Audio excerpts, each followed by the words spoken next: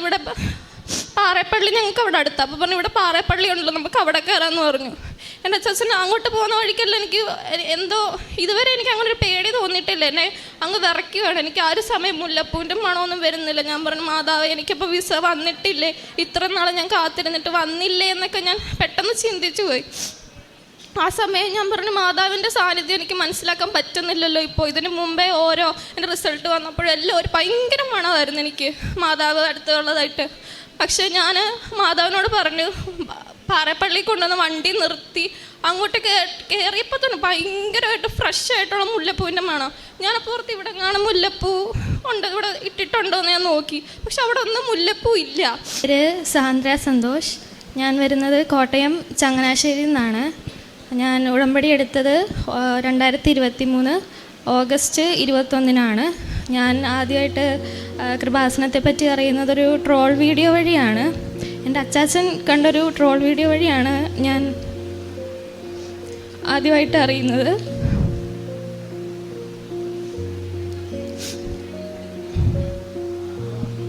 എൻ്റെ അച്ചാച്ചന് ഒട്ടും താല്പര്യമില്ലായിരുന്നു.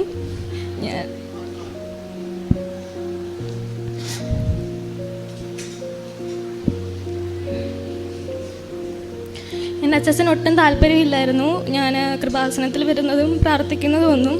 അത് ഞാനിവിടെ പറയാതാണ് ഞാൻ ഇവിടെ വന്നിരുന്നത്.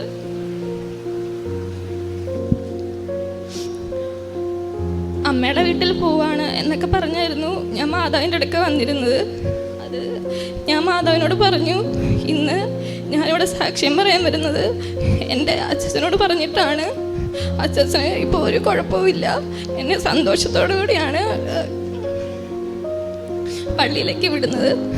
ഞാൻ ആദ്യമായിട്ട് ഇവിടെ വന്നത് എനിക്ക് ജർമ്മനിയിൽ പോകണം എന്നുള്ളൊരാഗ്രഹമായിട്ടാണ്. എനിക്കിപ്പോൾ 20 വയസ്സുണ്ട്. എനിക്ക് നഴ്സിംഗ് പഠിക്കാൻ പോകാനായിട്ടായിരുന്നു ആഗ്രഹം. അപ്പം നാട്ടിൽ പഠിക്കണമെങ്കിൽ നല്ലൊരു പൈസയാകും, കോളേജുകളിലൊക്കെ പഠിക്കണമെങ്കിൽ. അപ്പോൾ എനിക്ക് കുഞ്ഞിലെ തൊട്ടുള്ള എൻ്റെ ആഗ്രഹം ഒരു പൈസ പോലും ചിലവാക്കാതെ എനിക്ക് എൻ്റെ പേരിൽ ലോൺ എടുക്കുകയോ പണയം വെക്കുകയോ ചെയ്യല് എന്നായിരുന്നു എൻ്റെ ആഗ്രഹം. അതുപോലെ തന്നെ മാതാവ് എനിക്ക് സാധിച്ചു തന്നു. ഇതേവരെ എൻ്റെ പേരിൽ ഒരു ലോണോ ഒരു പണയം വെക്കനോ ഒന്നും ചെയ്തിട്ടില്ല. ഇതേവരെ എനിക്ക് 2 ലക്ഷത്തിൻ്റെ ഫ്ലൈറ്റ് ടിക്കറ്റായിരുന്നു. അതുവരെ ജർമ്മനിയിൽ നിന്ന് അവരാണ് എനിക്ക് എടുത്തു തന്നത്. ഈ മെയ് 15 ഈ ബുധനാഴ്ചയാണ് ഞാൻ ജർമ്മനിയിലേക്ക് പോകുന്നത്.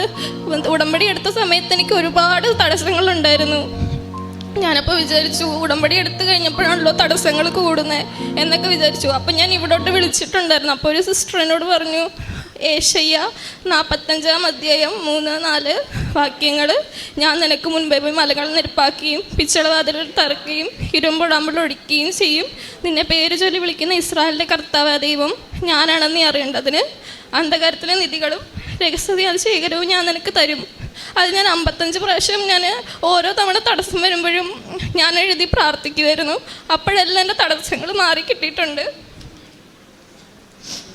അതുപോലെ തന്നെ എനിക്ക് വിസയൊക്കെ വെക്കാൻ വന്നപ്പോൾ ഒരുപാട് തടസ്സങ്ങളായിരുന്നു. പ്രാർത്ഥിക്കുന്ന എൻ്റെ തടസ്സങ്ങൾ ഇങ്ങനെ കൂടിക്കൊണ്ടേയിരുന്നു. ഞാനപ്പോൾ ഇവിടെ നിയോഗം വെച്ചതിൽ ഏപ്രിൽ 21 എന്നൊരു തീയതി ഞാൻ ഇട്ടിട്ടുണ്ടായിരുന്നു. ആ തീയതിയിൽ തന്നെയാണ് എനിക്ക് വിസ അടിച്ച് വന്നത്. എൻ്റെ വിസയാണിത്. 21-ാം തീയതി തന്നെയാണ് എനിക്ക് വിസ വന്നത്. അതുപോലെ തന്നെ മാതാവിൻ്റെ സാന്നിധ്യം, ഞാൻ ആദ്യമായിട്ട് എനിക്ക് ഇവിടെ വരുമ്പോൾ എനിക്കൊന്നും അറിയത്തില്ലായിരുന്നു. ഇവിടുത്തെ തൈലം, ഉപ്പ്, തേന് ഇതൊക്കെ കൊണ്ട് എന്താ ചെയ്യേണ്ടതെന്ന് എനിക്കറിയത്തില്ലായിരുന്നു. ഞാൻ ആദ്യത്തെ തവണ ഇവിടെ വന്നപ്പോൾ ക്ലാസ് കൂടാൻ പോയിരുന്നു. അപ്പം തന്നെ എനിക്ക് ഭയങ്കരമായിട്ടൊരു മുല്ലപ്പൂവിൻ്റെ മണം എനിക്ക് കിട്ടിയിരുന്നു. ഞാനപ്പോൾ എനിക്കറിയത്തില്ല എന്തുകൊണ്ട് ഈ മുല്ലപ്പൂവിൻ്റെ മണം വന്നു, ഒന്നും എനിക്കറിയത്തില്ലായിരുന്നു. പിന്നീടാണ് ഞാൻ സാക്ഷ്യം കൂടുതൽ കേൾക്കാൻ തുടങ്ങിയത്. ഞാനപ്പോൾ അടുത്തിരുന്നവരോട് ചോദിച്ചു, നിങ്ങൾക്ക് ആർക്കെങ്കിലും മുല്ലപ്പൂവിൻ്റെ മണമുണ്ടോ എന്നൊക്കെ ചോദിച്ചു. അവർക്ക് ആർക്കും ഇല്ലായിരുന്നു. അപ്പം എനിക്ക് മാത്രം എന്തുകൊണ്ട് മുല്ലപ്പൂവിൻ്റെ മണം വരുന്നതെന്ന് ഞാൻ ആലോചിച്ചു. പിന്നീട് ഓരോ തടസ്സങ്ങൾ വരുമ്പോഴും ഞാൻ സാക്ഷി ഓണാക്കും. ചിലപ്പോൾ അവിടെ കിടന്ന് ഉറങ്ങിപ്പോവും. ആ ഉറങ്ങുന്ന സമയത്തായിരിക്കും മാതാവ് സ്വപ്നത്തിലൂടെ വന്നിട്ട് എന്നോട് ഓരോ കാര്യങ്ങൾ എനിക്ക് കാണിച്ചു തരും. എനിക്ക് വിസ കിട്ടാതെ വന്നപ്പോഴത്തേക്കിന് ഞാൻ ഇതുപോലൊരു സാക്ഷി ഓണാക്കി വെച്ചു. അത് ഓണാക്കി വെച്ച് ഞാൻ അവിടെ കിടന്ന് ഉറങ്ങിപ്പോയി. അപ്പോൾ ഒരു ഉച്ച സമയമായിരുന്നു. ഞാൻ ആ സമയത്താണ് ഒരു സ്വപ്നം കണ്ടത്. അതിൽ ഒരു പള്ളി, ഏത് പള്ളിയാണെന്ന് എനിക്കറിയത്തില്ല, പക്ഷേ അവിടെ ഈശോയും മാതാവും ഉണ്ടായിരുന്നു. പരുമല തിരുമേനി, ഞങ്ങൾ പരുമല തിരുമേനി എടുക്കാൻ നേരത്തെ പോയിട്ടുണ്ടായിരുന്നു പള്ളിയിൽ. അപ്പോൾ പരുമല തിരുമേനിയുണ്ട്, ഈശോ ഉണ്ട്, മാതാവുണ്ട്, എല്ലാവരും ഉണ്ട്. അപ്പോൾ എനിക്ക് എല്ലാവരും ഇങ്ങനെ ബൈബിളുമായിട്ട് നടന്നു പോകുന്നത് വഴി. അപ്പം ഞാൻ പറഞ്ഞു എനിക്ക് ബൈബിളില്ല, ഞാനൊരു നോൺ ക്രിസ്ത്യനാണ്, എൻ്റെ കയ്യിൽ ബൈബിളൊന്നും ഇല്ല. പക്ഷേ ഞാനപ്പോൾ പോകുന്നവരോടൊക്കെ പറഞ്ഞു എൻ്റെ ബൈബിൾ എന്ത്, എൻ്റെ ബൈബിൾ കാണുന്നില്ല എന്ന് ഞാൻ പറഞ്ഞു. അപ്പോഴത്തേക്കും അവർ പറഞ്ഞു നീ അവിടെ നോക്ക്, അവിടെ എവിടെയെങ്കിലും കാണുമെന്ന് പറഞ്ഞു. അപ്പം ഞാൻ മാതാവിൻ്റെ അടുക്ക ചെന്ന് മാതാവിൻ്റെ ബൈബിള് കാണുന്നില്ലെന്ന് പറഞ്ഞു. അപ്പം മാതാവിൻ്റെ രൂപത്തിലൊരു ആൻറ്റി എൻ്റെ അടുക്ക വന്നിട്ട് പറഞ്ഞു നിൻ്റെ ബൈബിൾ അവിടെ ഇരിപ്പുണ്ട്, ചെന്നെടുത്തോളാൻ പറഞ്ഞു. അതുപോലെ ഞാനപ്പോൾ പറഞ്ഞു മാതാവിൻ്റെ രൂപത്തിൽ വന്നൊരു പ്രായം ചെന്ന ഒരാളായിരുന്നു. അപ്പം ഞാൻ പറഞ്ഞു എൻ്റെ വിസ ഇതുവരെ വന്നില്ല, എനിക്ക് ഭയങ്കര തടസ്സങ്ങളാണെന്നൊക്കെ ഞാൻ പറഞ്ഞു. അപ്പം എൻ്റെ ഒരു താക്കോല് തന്നു. നീ ആ താക്കോല് കൊണ്ടുവന്ന് അവിടെ ഒരു ചെറിയൊരു തടിയും കൊണ്ടുള്ളൊരു പെട്ടിയായിരുന്നു, അവിടെ ചെന്ന് നിൻ്റെ നിയോഗം എഴുതിയിടുമെന്ന് പറഞ്ഞു. ഞാൻ ആ പെട്ടി തുറന്നു, ഒരു ചെറിയൊരു വാതിൽ പുറത്ത്. ഞങ്ങളുടെ സ്വപ്നമാണത്. പക്ഷെ ഉറങ്ങി എഴുന്നേറ്റപ്പോൾ ഞാനോർത്ത് ഇത് സത്യം തന്നെയാണ്, ഇത് ഏത് പള്ളിയാണെന്നൊന്നും എനിക്കറിയത്തില്ല. ഞാനപ്പോൾ എൻ്റെ നിയോഗം എഴുതിയിട്ടു, എനിക്ക് ഏപ്രിൽ 21 എനിക്ക് വിസ വേണം എന്ന് തന്നെ ഞാൻ എഴുതിയിട്ടു. അത് കഴിഞ്ഞ് അടുത്ത ദിവസമാണ് എനിക്ക് മെയിൽ വരുന്നത്, എനിക്ക് വിസ വന്നിട്ടുണ്ട്, പോയി മേടിച്ചോളാൻ പറഞ്ഞു. കോട്ടയത്താണ് വന്നത്, അവിടെ പോയി മേടിച്ചോളാൻ പറഞ്ഞു. അതുപോലെ തന്നെ ആ പള്ളി ഏതാന്ന് ഞാൻ ഗൂഗിളിലെല്ലാം നോക്കി. എവിടെ ഒരു ഭയങ്കരമായിട്ട് നല്ല വർക്കൊക്കെ ഉണ്ട് അതിൻ്റെ അൾത്താരയിൽ, നല്ല രീതിയിലാണ് അത് കാണാനായിട്ട്. ഞാനിപ്പോൾ ഗൂഗിളിൽ നോക്കി, ഞാൻ പോകുന്ന സ്ഥലം ജർമ്മനി മ്യൂണിക്ക് എന്നുള്ളൊരു സ്ഥലത്തേക്കാണ് ഞാൻ പോകുന്നത്. അപ്പോൾ അവിടെ ഒരു സെൻറ്റ് മേരീസ് കത്തീഡ്രൽ ഉണ്ടെന്ന് എനിക്കറിയായിരുന്നു. ഞാൻ നോക്കിയപ്പോൾ ഞാൻ ആ പള്ളിയാണ് സ്വപ്നത്തിൽ കണ്ടത്. ഞാനിത് വീട്ടിൽ ആരോടും പറഞ്ഞിട്ടില്ല, ഇവിടെ വന്ന് മാതാവിൻ്റെ അടുക്ക പറയണമെന്നായിരുന്നു എൻ്റെ ആഗ്രഹം. അതുപോലെ തന്നെ എനിക്ക് വിസ കിട്ടുന്നത് ആദ്യം എനിക്ക് മാതാവിനെ കാണിക്കണമെന്നായിരുന്നു എൻ്റെ ആഗ്രഹം. അപ്പോൾ ആ സമയത്ത് എൻ്റെ അച്ഛന് കുഴപ്പമൊന്നുമില്ല ഇങ്ങനെ പള്ളിയിൽ ഞാൻ പോകുന്നത്. പിന്നെ ഞാനിവിടെ വന്നുകൊണ്ടിരുന്നത് രണ്ടാമത്തെ പ്രാവശ്യം ഉടമ്പടി പുതുക്കിയപ്പോഴെല്ലാം ഞാൻ എൻ്റെ അച്ഛനോട് പറഞ്ഞിട്ടാണ് ഇവിടെ വന്നുകൊണ്ടിരുന്നത്. അച്ഛനിപ്പോൾ ഒരു കുഴപ്പമില്ല, ഞാൻ പള്ളിയിൽ വരുന്നതിൽ എന്നെ വഴക്ക് പറയാറോ ഒന്നുമില്ല. ആ സമയം ഞാൻ ഇങ്ങനെ പറഞ്ഞു, ഇവർ പറഞ്ഞു എൻ്റെ സർട്ടിഫിക്കറ്റ്സ് ആണോന്ന് തുറന്ന് നോക്കാൻ പറഞ്ഞു, എൻ്റെ തന്നെ ആണോ എന്ന്. ഞാൻ ആ സമയം എല്ലാം നോക്കി, പക്ഷേ ഞാൻ അകത്തോട്ട് നോക്കിയില്ല. ഇവിടെ വിസ അടിച്ചിട്ടുണ്ടോ, ജർമ്മനിയിൽ വിസ വരുമ്പോൾ ഒരു കുഴപ്പമാണ്, നമുക്ക് മെയിലിൽ അറിയാൻ പറ്റത്തില്ല അത് റിജക്റ്റ് ആണോ കൺഫേം ആണോ എന്ന്. അപ്പം എൻ്റെ കൂട്ടുകാരി പറഞ്ഞത് നിൻ്റെ ഫോട്ടോ വന്നിട്ടുണ്ടെങ്കിൽ അത് കൺഫേം ആണ്, ഫോട്ടോ ഇല്ലെങ്കിൽ അത് റിജക്റ്റ് ആണെന്ന് പറഞ്ഞു. എനിക്കപ്പോൾ അറിയില്ല എങ്ങനെ വിസ നോക്കേണ്ടത്, എനിക്കറിയാവുന്ന ആരും ഇല്ല അതൊന്ന് പറഞ്ഞു. ഇവിടെ ഈ പറഞ്ഞ ഈ ഒരു കാര്യം മാത്രമേ എനിക്കറിയത്തുള്ളൂ. ആ ഒരു സമയം അതിനകത്തൊരു പേപ്പർ ഇരിപ്പുണ്ട്, എന്നാലും ഞാൻ പറഞ്ഞ മാതാവിൻ്റെ അടുക്ക വന്നിട്ട് അത് തുറക്കൂ എന്ന് മാത്രം പറഞ്ഞു. ആ സമയം ഞാൻ എൻ്റെ അച്ഛനോട് ചോദിച്ചാൽ ആലപ്പുഴ വരെ കൊണ്ടുപോകുമെന്ന് ചോദിച്ചു, കോട്ടയത്തു നിന്ന്. അപ്പം അച്ഛൻ പറഞ്ഞു വർക്കിൻ്റെ ഇടയ്ക്ക് നിന്നാണ് എൻ്റെ ഈ വിസ മേടിക്കാനായിട്ട് അവിടെ നിന്ന് എല്ലാവരെയും വർക്കേഴ്സിനെയൊക്കെ അവിടെ നിർത്തിയിട്ടാണ് വന്നിരിക്കുന്നതെന്ന് പറഞ്ഞു. അപ്പം അച്ഛൻ പറഞ്ഞു അതിനെന്നാ ഇവിടെ പാറേപ്പള്ളി ഞങ്ങൾക്ക് അവിടെ അടുത്താണ്. അപ്പോൾ പറഞ്ഞു ഇവിടെ പാറേപ്പള്ളി ഉണ്ടല്ലോ, നമുക്ക് അവിടെ കയറാമെന്ന് പറഞ്ഞു. എൻ്റെ അച്ഛൻ അങ്ങോട്ട് പോകുന്ന വഴിക്കല്ല എനിക്ക് എന്തോ ഇതുവരെ എനിക്ക് അങ്ങനെ ഒരു പേടി തോന്നിയിട്ടില്ല, എന്നെ അങ്ങ് വിറയ്ക്കുകയാണ്. എനിക്ക് ആ ഒരു സമയം മുല്ലപ്പൂവിൻ്റെ മണമൊന്നും വരുന്നില്ല. ഞാൻ പറഞ്ഞു മാതാവ് എനിക്കിപ്പോൾ വിസ വന്നിട്ടില്ലേ, ഇത്ര നാളെ ഞാൻ കാത്തിരുന്നിട്ട് വന്നില്ലേ എന്നൊക്കെ ഞാൻ പെട്ടെന്ന് ചിന്തിച്ചു പോയി. ആ സമയം ഞാൻ പറഞ്ഞു മാതാവിൻ്റെ സാന്നിധ്യം എനിക്ക് മനസ്സിലാക്കാൻ പറ്റുന്നില്ലല്ലോ ഇപ്പോൾ. ഇതിന് മുമ്പേ എൻ്റെ റിസൾട്ട് വന്നപ്പോഴെല്ലാം ഒരു ഭയങ്കര മണമായിരുന്നു എനിക്ക് മാതാവ് അടുത്തുള്ളതായിട്ട്.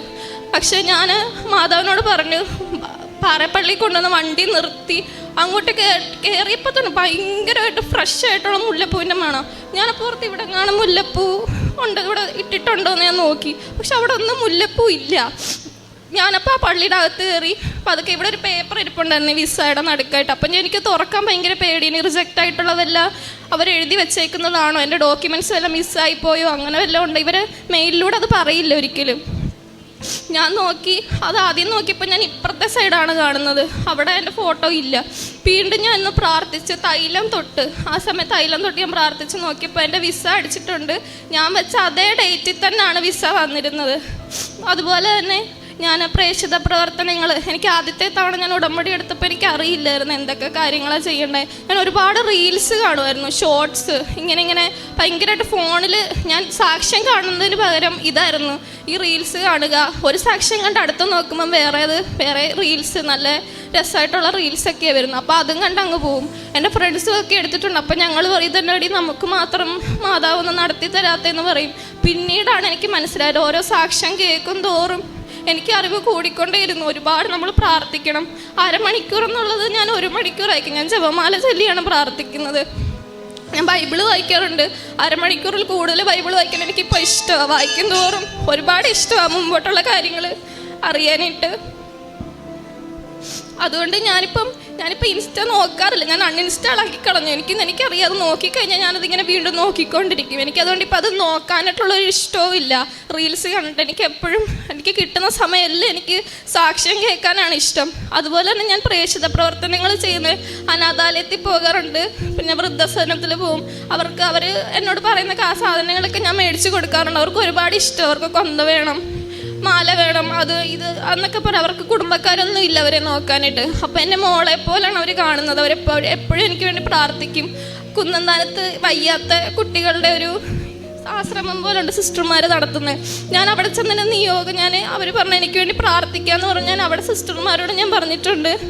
അങ്ങനെ ഞാൻ അവിടെ എല്ലാം പ്രവർത്തനങ്ങളൊക്കെ നടത്താറുണ്ട്. ഞാൻ നോക്കിയാണ് കൊടുക്കുന്നത്. എന്നുവെച്ചാൽ ഒരാൾക്ക് തന്നെ അല്ല, ഞാൻ അങ്ങനെ എല്ലാവർക്കും ഞാൻ കൊടുക്കും. ബസ് സ്റ്റാൻഡിൽ ഇങ്ങനെ കേട്ടിട്ടുണ്ട്. ആദ്യം എനിക്ക് പേടിയായിരുന്നു. എന്നോട് എന്തെങ്കിലും കുറേ പേര് എന്നോട് ഇതെന്തിനാ കൊടുക്കുന്നത് എന്നൊക്കെ കുറേ പേര് തട്ടി മാറ്റിയിട്ടുണ്ട് പത്രമൊക്കെ.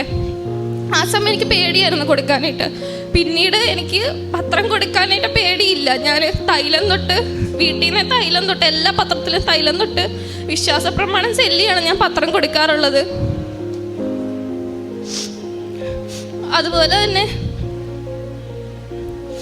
ഞാൻ സ്വപ്നം കണ്ടിട്ടുള്ളതെന്ന് പറയണത്, ഞാൻ പച്ചത്തിരി കത്തിച്ച് നിൽക്കുന്നൊരു മാതാവിനെ സ്വപ്നം കണ്ടിട്ടുണ്ട്. ഞാൻ ഓരോ തടസ്സങ്ങൾ വരുമ്പോൾ ഇവിടെ എല്ലാവരും സാക്ഷ്യത്തിൽ പറഞ്ഞിട്ടുണ്ട് മാതാവിനെ സ്വപ്നം കണ്ടു. ഞാനപ്പുറത്ത് എനിക്ക് മാത്രം സ്വപ്നം കാണാൻ പറ്റുന്നില്ലല്ലോ.